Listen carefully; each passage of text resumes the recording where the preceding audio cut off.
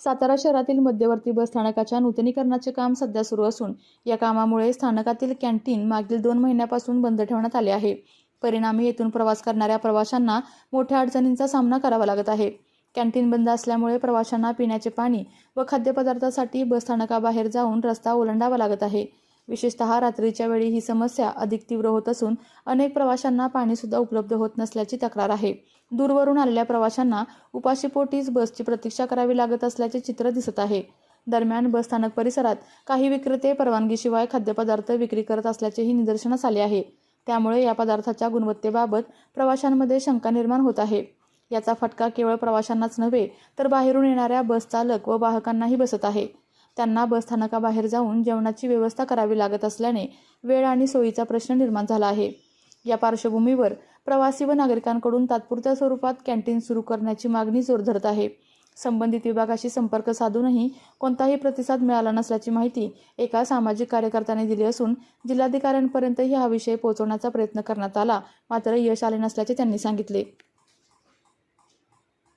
आपण कोल्हापूरहून आलेलो आहोत। इथे कशाची सुद्धा सोय नाही, पाणी नाही, जेवणाची व्यवस्था दिसत नाही, हॉटेल लांब आहे, प्रवाशांनी करायचे काय? मी जयश्री लक्ष्मण माने, मी विटा माहुलीवरून इकडे सातारला आली आहे। पाण्यासाठी मी खूप म्हणजे इथे शोध घेतला पण मला पाणी काही भेटलं नाही आहे। खूप हाल चालले, म्हणजे माणसंही सगळे पॅसेंजर वगैरे पाण्यासाठी खूप भटकत आहेत इथे। हां, आम्हाला पाणी भेटत नाही आहे, प्लीज कृपया करून पाण्याची सोय करा। सातारचं कॅन्टीन बंद असल्यामुळे बाहेरून जेवण आलो। अडचण काय होते का बाहेर जेवायला? तसं असं तसं खायला जातं, काय अडचण सांगायची तुम्हाला? म्हणजे प्रवाशांना जी अडचण होते का? तुम्ही जेव्हा इथं आत आणता गाडी, किती अडचण आता बाहेर गेल्यामुळे त्यांना आता वेळ होणार ना, गाडी वेळेत सुटत नाही का? मग आता कुठे लेट होणार? इथं कॅन्टीनची व्यवस्था असावी असं तुम्हाला वाटतंय? मी महारुद्र तिकोंडे, माहिती अधिकार कार्यकर्ता। आज सातारा डेपोमध्ये आलेलो असता या ठिकाणी सातारा डेपोचं नूतनीकरण चाललेलं आहे आणि याचा विकास लवकरच होणार आहे। त्याबद्दल मी सर्व लोकप्रतिनिधीचे धन्यवाद देतो। परंतु या ठिकाणी आज अशी अवस्था झालेली आहे की प्रवाशांना, महिला, अपंग वर्गांना कोणत्याही प्रकारची या ठिकाणी सुविधा उपलब्ध होण्यात झालेल्या आहे। टेम्परेचरचा पारा चढत चाललेला आहे। ठिकाणी कोणत्याही डेपो महामंडळानं किंवा कॉन्ट्रॅक्टरनं पाण्याची व्यवस्था केलेली नाही। खाद्यपदार्थाची या ठिकाणी कोणत्या प्रकारची व्यवस्था नाही। अपंग आणि महिला वर्गांना रस्ता क्रॉस करून पलीकडे बाजूला जाऊन त्या ठिकाणी चढ्या भावानं पाणी किंवा खाद्यपदार्थ खरेदी करायला लागतात। त्यामुळं एस टी डेपो महामंडळाचं यावर नियंत्रण आहे किंवा नाही हा एक मोठा प्रश्न तयार झालेला आहे आणि सर्वसामान्य समाजाला चढ्या भावाने ह्या गोष्टी खरेदी कराव्या लागत आहेत। हे दुर्दैव आहे।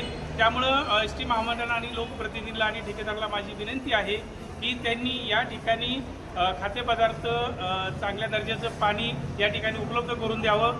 रात्री अपरात्री या ठिकाणी असणारे प्रवासी जे आहेत त्यांना सुरक्षा आणि पाण्याची व्यवस्था करून देण्यात यावी आणि भविष्यामध्ये या ठिकाणी एखादी घटना, दुर्घटना किंवा एखाद्याला पाण्याविना किंवा एखाद्या काही गोष्टीमुळं जीवितहानी होण्याची शक्यता नाकारता येत नाही। त्यामुळं एस टी महामंडळ आणि लोकप्रतिनिधी याकडे गांभीर्याने लक्ष द्यावं ही माझी प्रवाशांच्या वतीने आणि सर्वसामान्य समाजाच्या वतीने विनंती आहे। आता जे खाद्यपदार्थ येते एस टी स्टँडच्या बाहेरून, तर खाण्यायोग्य आहे का नाही हे चेक करून करते का? आता ह्याला कोणत्याही प्रकारची एस टी महामंडळाकडे चेकिंग सुविधा दिसून येत नाही, कारण की बाहेरून येणारा खाद्यपदार्थ विक्रेता हा डायरेक्ट एस टीमध्ये किंवा प्रवाशांना डायरेक्ट विकत आहे। त्यामुळे याची खातरजमा होणं फार अवघड आहे। तो कोणत्या दर्जाचे पदार्थ वापरतो, कोणत्या प्रकारचं तेल वापरतो हे अद्यापही समजून येत नाही। त्यामुळे एस टी महामंडळाने एक स्वतंत्र अधिकारी यावर नियुक्त करावा की जेणेकरून बाहेरनं जे फ्रूट्स घेऊन येतात त्यांची चेकिंग करूनच या ठिकाणी विक्री करण्यात यावी। तुम्हाला असं वाटतं का हे बांधकाम पूर्ण होईपर्यंत तात्पुरत्या स्वरूपात एस टी महामंडळाच्या नियंत्रणाखाली एखादी कॅन्टीन असावी?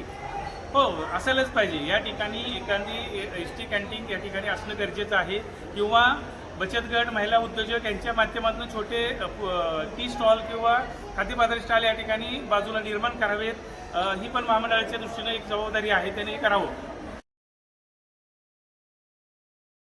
आपल्या तालुक्यातील जिल्ह्यातील बातम्या सर्वप्रथम पाहण्यासाठी आजच सातारा न्यूजला यूट्यूब चॅनलवर सबस्क्राईब करा, लाईक करा, शेअर करा आणि बेल आयकॉन प्रेस करायला विसरू नका।